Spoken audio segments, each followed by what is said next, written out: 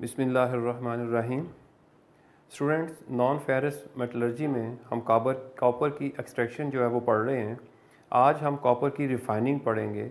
Copper की refining जो है वो हम दो तरीके से कर सकते हैं।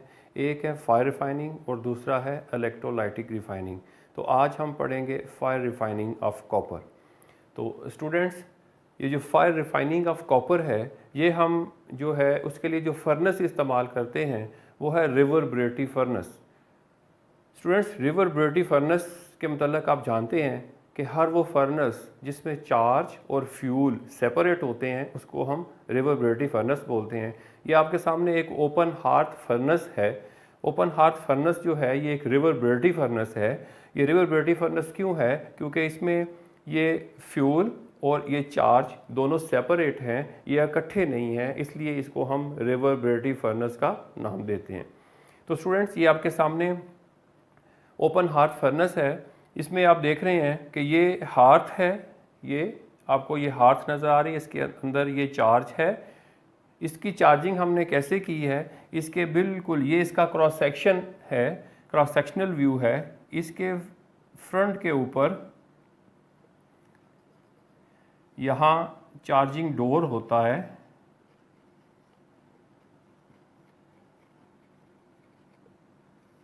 जहाँ से हम इसके अंदर जो है वो चार्जिंग जो है वो कर सकते हैं। ये यहाँ चार्जिंग डोर होता है।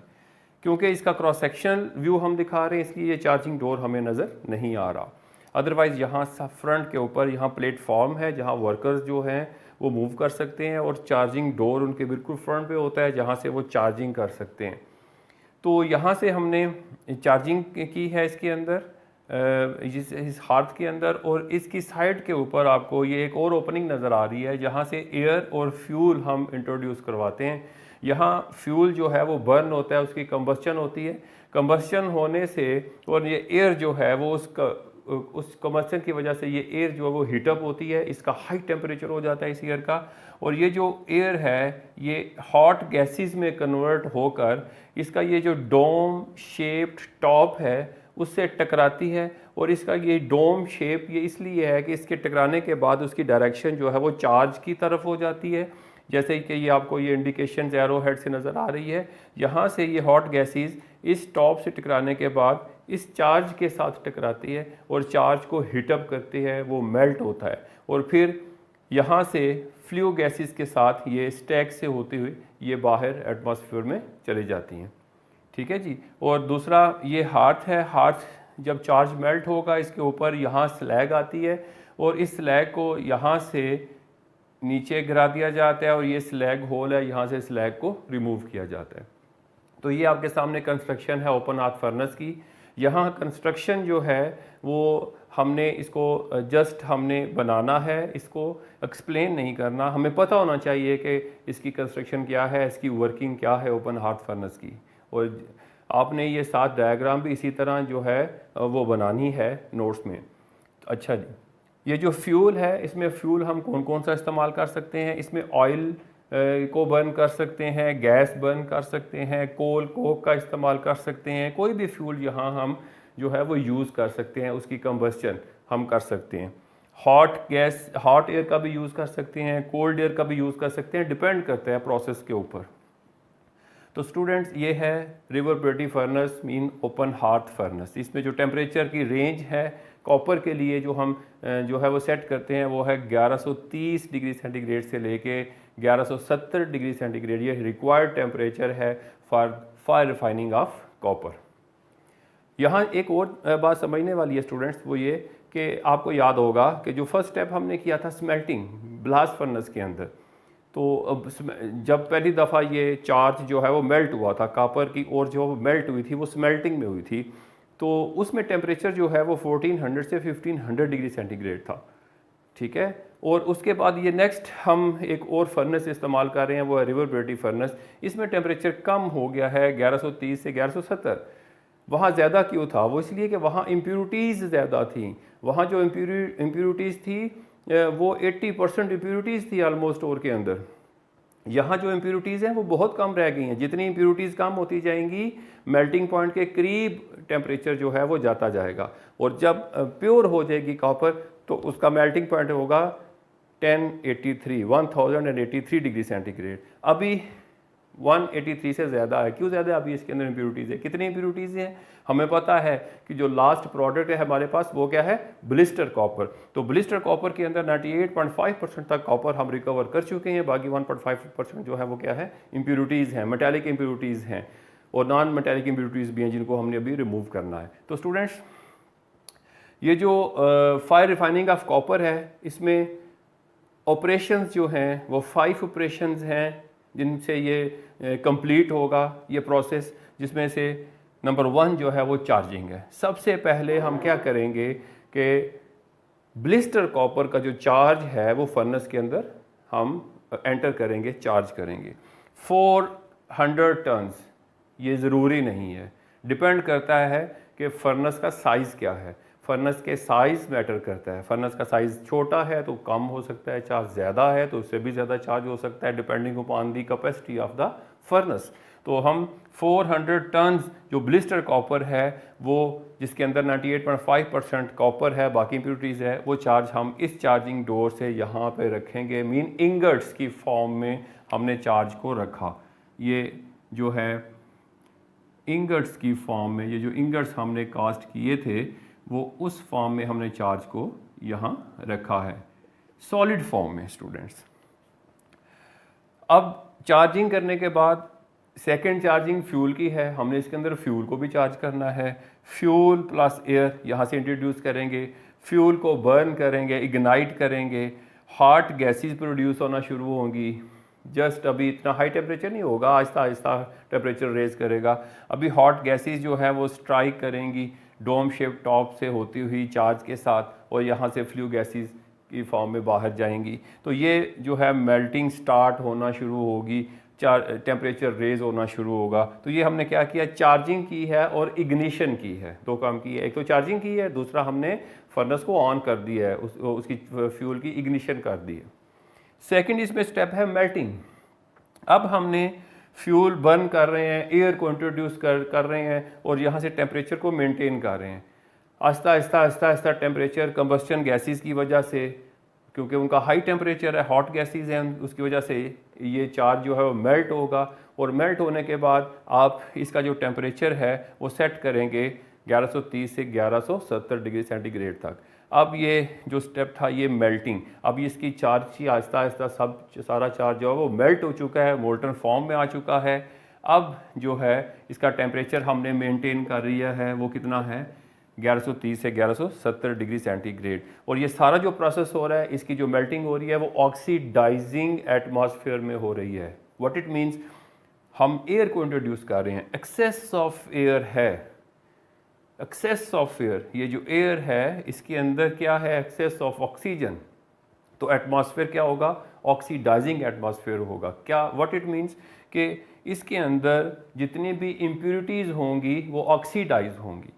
ठीक है, मेल्ट होने के बाद जब वो मेल्ट हो जाएगा चार्ज, अब उसकी ऑक्सीडेशन स्टार्ट हो गई है, क्योंकि एटमॉस्फेयर जो है वो ऑक्सीडाइजिंग एटमॉस्फेयर है, एक्सेस ऑफ ऑक्सीजन है इस फर्नेस के अंदर, हाई टेम्परेचर है। स्टूडेंट्स, आपको पता है कि ऑक्सीडेशन रेट हाई टेम्परेचर पे बढ़ जाता है, बहुत ही फास्ट ऑक्सीडेशन होती है हाई टेम्परेचर पे। तो हाई टेम्परेचर भी है, ऑक्सीजन भी है, ऑक्सीडेशन रेट बढ़ जाएगा।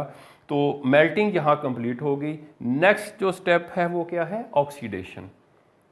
अब मेल्टिंग हो चुकी है, अब चार्ज की आपने ऑक्सीडेशन करनी है।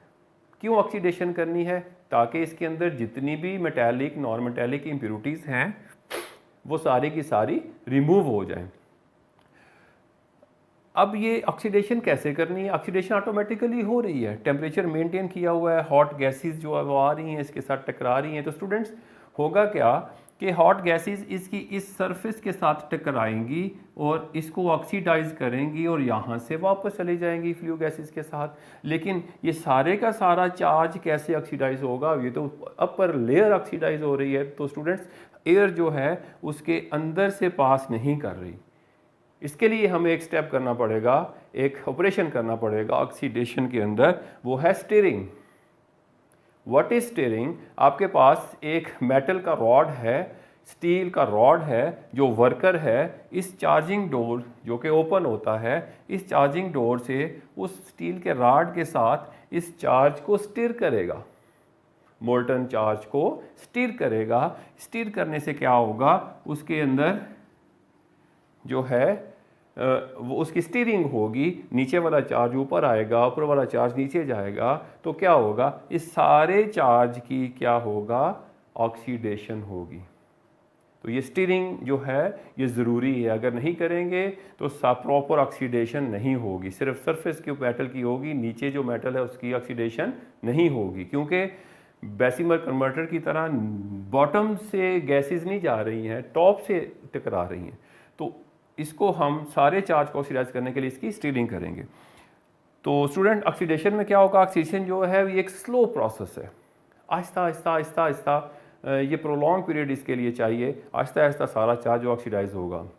कैसे पता चलेगा ऑक्सीडेशन हो रही है, आप देखेंगे कि इसकी सरफेस के ऊपर स्लैग आना शुरू हो गई है, ये मैंने ग्रीन कलर में थोड़ा सा इंडिकेट किया है कि ये इसकी सरफेस के ऊपर, आप थोड़ी देर के बाद देखेंगे ऑक्सीडेशन की वजह से जब स्टीयरिंग करेंगे उसके ऊपर एक लेयर आना शुरू हो जाएगी, और वो स्लैग है, उस स्लैग में क्या है, उसके अंदर जिंक, आयरन, इसी तरह की सिमिलर मेटेलिक इम्प्योरिटीज़ जो हैं वो स्लैग में शामिल होकर टॉप के ऊपर आ गई हैं, ऑक्सीडाइज हो गई हैं, ठीक है।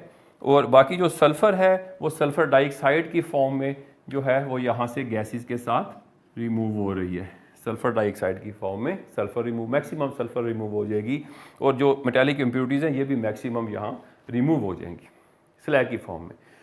स्लैग को हम निकालेंगे कैसे, यहाँ नहीं लिखा हुआ लेकिन आपको पता होना चाहिए।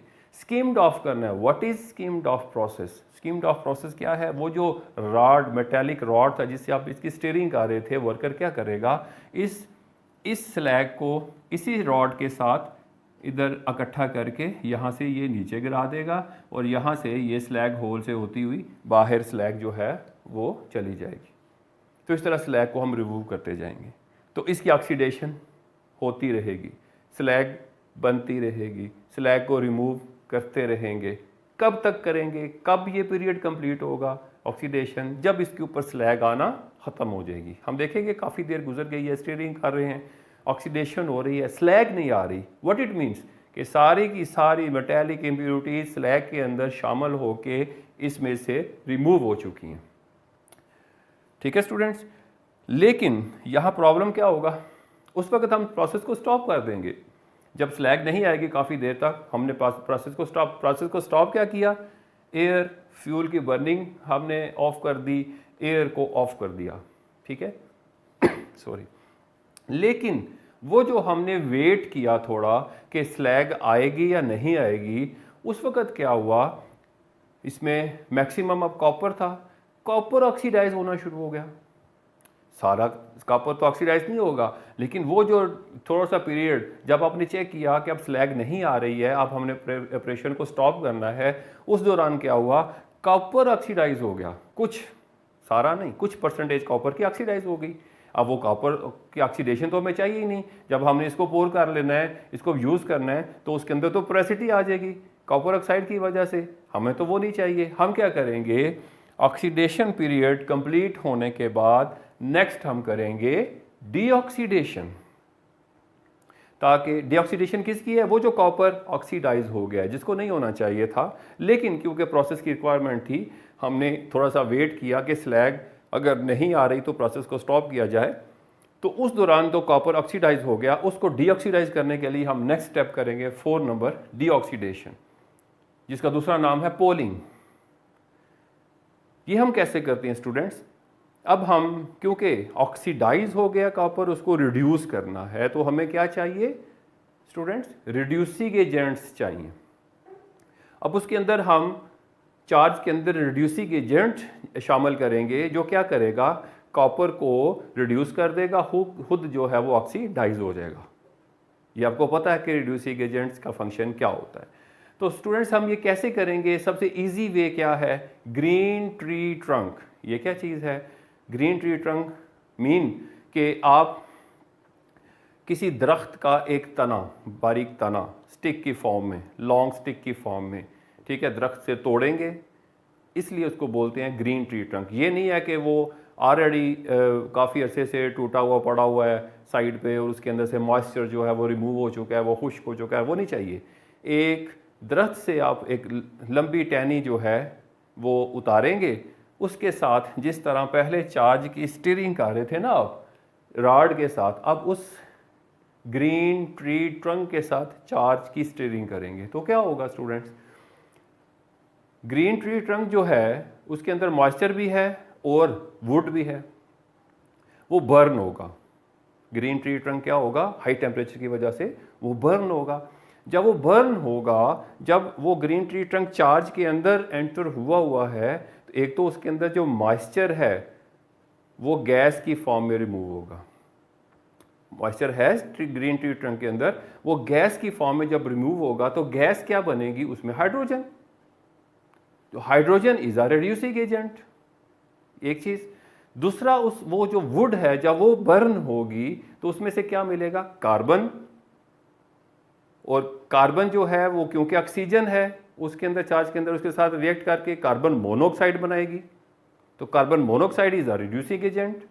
तो स्टूडेंट्स, जब हम ग्रीन ट्री ट्रंक जो है वो चार्ज के अंदर उसको एंटर करेंगे, वो इग्नाइट होगा तो हमें क्या देगा, गिव्स ऑफ हाइड्रोकार्बन्स, उसको हम बोलते हैं hydrocarbons. Hydrocarbons contain carbon monoxide plus hydrogen. और ये जो हाइड्रोकार्बन्स हैं ये रिड्यूसिंग एटमॉस्फेयर प्रोड्यूस करेंगे फर्नेस के अंदर। ब्लैक स्मोक निकलेगा, आपको नज़र आएगा उसके स्टैक में से निकलता हुआ, क्योंकि वो वुड जो है वो बर्न हो रही है। लेकिन हो क्या रहा है, रिएक्शंस क्या हो रहे हैं, कॉपर ऑक्साइड जो कि ऑक्सीडाइज हो गया था कॉपर, वो कार्बन मोनोऑक्साइड के साथ रिएक्ट करके रिड्यूस हो जाएगा और कार्बन डाइऑक्साइड जो है वो रिमूव होगी।